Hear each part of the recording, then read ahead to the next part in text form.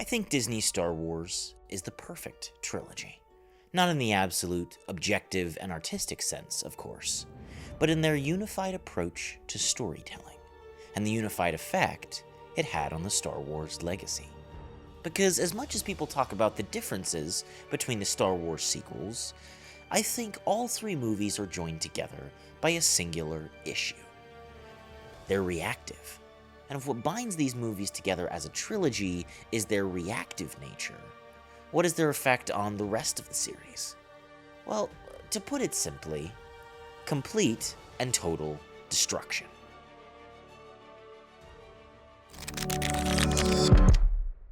There's been quite a few videos made about the Star Wars sequels. And while I think much has been said about the movies themselves, instead of reviewing them or even just complaining about them, I want to understand the trilogy on a deeper level, to see why exactly it was so devastating to the legacy of Star Wars and the faith of the franchise's fans.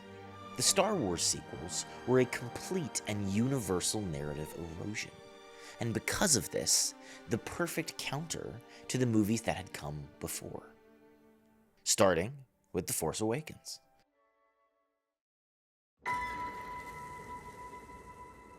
It's easy to forget that living up to the expectations set by the original Star Wars trilogy is almost impossible. It was even a struggle George Lucas had to deal with when he released The Phantom Menace back in 1999. But while a degree of self-awareness is understandable, it's no way to make a movie.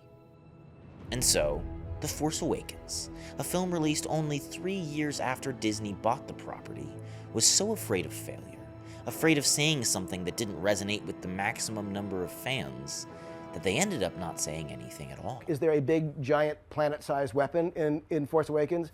Yes. And does it blow up? It does blow up. And so there are undeniable, parallels. More accurately, saying practically the same thing.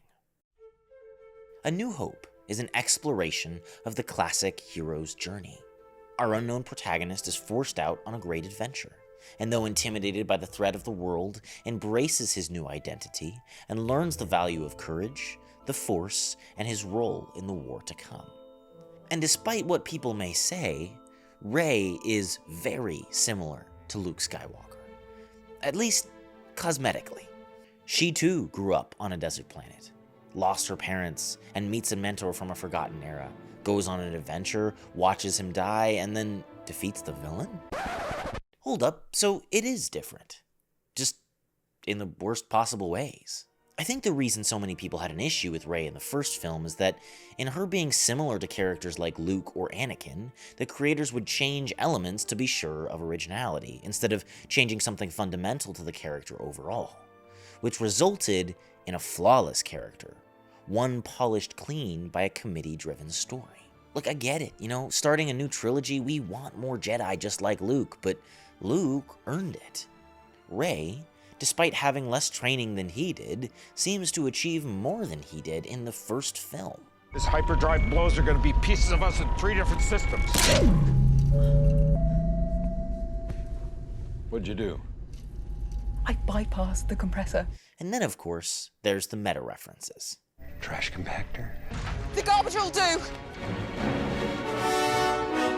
We'll use the Force.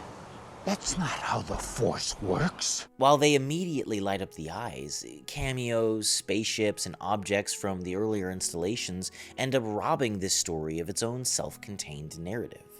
It's not part of the bigger franchise, but simply self-referential to it.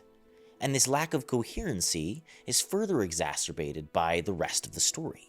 In the original series, by the end of Return of the Jedi, Luke, Han, and Leia had all had their respective character arcs. Han went from the self-interested mercenary to a lovable rogue. Leia goes from the galactic senator to leader of the rebellion, while discovering her father and her husband in the process. And Luke goes from a wide-eyed farm boy to a Jedi Knight, writing not only the failures of his father, but the failures of the Jedi Order which preceded him. This is what The Force Awakens had to build on. So to have the original cast return to The Force Awakens, only for almost everything to be the same, feels old, and undoes the stories that came before. It's not a bad plot, per se, but in the context of Star Wars, it's, well, stuck in the past. The idea for me and for all of us, I think, was to try and recapture that spirit. It didn't need to be redefined, it just needed to be brought back. It's a film lost in the twilight of wanting us to remember the nostalgia of what came before, while simultaneously embracing a new beginning. This was Disney's attempt to put its own stamp on Star Wars, while making a calculated move to please the most fans possible in the process. And while initially there was hope, with such a compromised foundation, I think the trilogy was doomed from the start, so afraid of saying anything wrong that it ended up saying nothing at all. Which brings me to The Last Jedi. The point at which the trilogy came into its own, and it became abundantly clear that there was no plan for Star Wars to begin with. Many people have described The Last Jedi as subversive, and while I understand this accusation, I think the issue is a deeper one. Just like The Force Awakens, it's a reactive film, but this time not to the greater legacy of Star Wars, but to the movie that came right before it. The director Rian Johnson was put in a curious position, left to deal with the plot points set out by the previous film. While he didn't do this with much grace, in the face of the mediocre nostalgia trip that was The Force Awakens, I actually welcomed these subversions. Let the past die. Kill it, if you have to. That's the only way to become what you were meant to be. So while The Force Awakens was plagued by meta-references and Easter eggs, this film was filled with meta-subversions. A sort of constant need to remind the audience that this wasn't just another Star Wars movie. Because of the creative process of Disney, and the story-by-committee writing process that produced the first film, this movie was always going to be in stark contrast to it. But Rian Johnson was so unhappy with the corners that he had been written into, that he spends the majority of his film undoing them. Using that mask for intimidation, and he knows that what you don't see is more frightening. I thought, well, we gotta figure out a way to get that mask out of the way. Which, while sometimes entertaining, fundamentally results in a plot where nothing happens. A narrative that's literally going backwards. Kylo goes from a whiny Sith Lord to a whiny Sith Lord. Rey goes from being strong with the Force to being even stronger with it.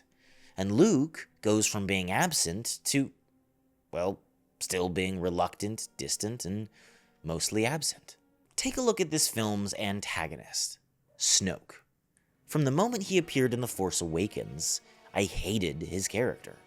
He was obviously serving as this trilogy's Darth Sidious, even appearing in visually similar ways, and certainly serving the same purpose in the narrative structure. But when we are actually introduced to him in The Last Jedi, he's an imposing character and a compelling villain. He's mysterious and ancient, and with a stellar performance from Andy Serkis bringing him to life, I actually began to care. And then, he died. Other alterations to the previous trajectory, like Rey not having well-known parents but being no one, was actually an interesting concept. But if you look past the initial subversion, her being no one defeats the whole point of the story. You know, the issues of fathers and sons and grandfathers, and it's a family soap opera. Star Wars is a story about family, about legacy, and without a focus on the Skywalkers, well, this trilogy just shouldn't exist. It goes without saying that this glaring reality makes Rian Johnson's treatment of Luke the most infuriating. Luke's choice at the end of Return of the Jedi is one of heroic hope, and it's this unwavering belief in his father, in Darth Vader, that actually saves him, and makes Luke the true hero of the Star Wars narrative. So to change his character to this... The legacy of the Jedi is failure, hypocrisy, hubris. That's not true. At the height of their powers, they allowed Darth Sidious to rise, create the Empire, and wipe them out. He was a Jedi Master who was responsible for the training and creation of Darth Vader. Is heartbreaking. There's an endless supply of excuses you could give, but he just doesn't feel like Luke Skywalker. I almost had to think of Luke as another character. Maybe he's Jake Skywalker. He's not my Luke Skywalker, but I had to do what Ryan wanted me to do because it serves the story well. But listen, I still haven't accepted it completely. See, The Last Jedi wanted to be Star Wars, but without the trilogy that came before, without George Lucas. And because Rian Johnson was so focused on subverting what had come before, covering new themes and new ground, he failed to realize this is what Star Wars has always done, time and time again. This time, well, he was just smug about it. Which brings me to the Rise of Skywalker. The Force Awakens was trying to relive the past, and The Last Jedi was trying to kill it. So this film was left to try and resolve what remained. This movie happened because it had to, because it was slated to, and to not make it would be worse than making it badly. At least, that's what Disney thought. Return of the Jedi is where Star Wars becomes explicitly a family story. It's beautiful and personal, finding the perfect balance between the mythic optimism of A New Hope and the dark tragedy of Empire. The films are actually composed along the lines of music, which is that there are many themes going on through the films, and the themes are repeated using different orchestration. You know, I'll tell a story in one way, and then I'll change it and have the same story or the same dialogue used by other characters in other situations. The Rise of Skywalker just happened. Much like The Force Awakens, there isn't character development as much as characters are simply moved through different environments. According to story beats, characters do change, but it's not shown, earned, or felt. And I think this has to do with the fact that each movie is essentially a reset. It's why characters like Hux are done like this. All remaining systems will bow to the First Order, and will remember this as the last day of the Republic!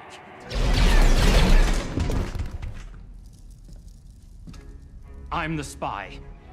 I knew it! He's a minor character, sacrificed for the sake of trying to rein in a greater narrative. And this random arrangement of things that just happen is somewhat revelatory of the chaos behind the scenes. Kylo Renn becomes good now, I guess. Rey is actually someone now, I guess. And Palpatine's back now, Hold on, what? Somehow Palpatine returned. I thought this film was just supposed to wrap things up and be a rather sizable tax write-off. See, to add insult to injury, The Rise of Skywalker used the dying breaths of the Disney franchise to copy George's homework and just bring everybody back. I'm Rey. Rey who?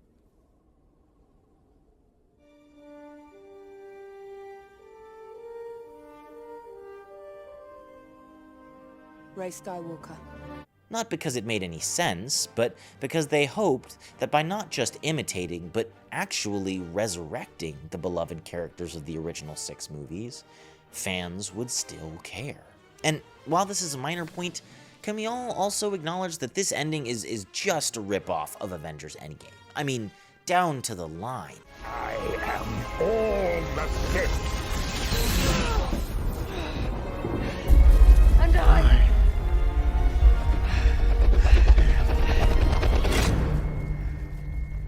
I'm all the Jedi. Iron Man. This random chick is all the Jedi? Really? More than Luke? More than Anakin? Dude, are you...